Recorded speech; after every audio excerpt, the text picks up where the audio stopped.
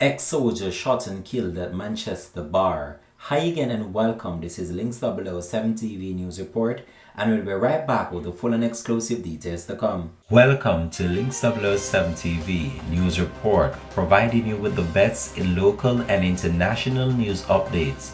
This is a place where you can get the most reliable and informative news information.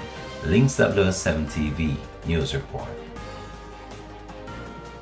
Welcome back and thanks for joining us. This is the Links 007 TV News Report. The police in Manchester are probing the murder of a man at a bar following a gun attack in Spurtree, Manchester on Saturday night.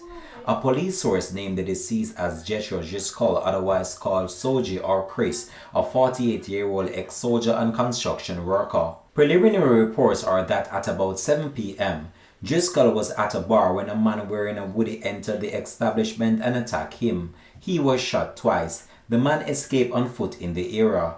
Up to the publication of this report, the police cordoned off a section of the community at Spurtree Road, leading to Swaby's Hope and French Park. The Manchester police have since commenced an investigation into the matter and have so far not listed any suspect or no motive for the killing.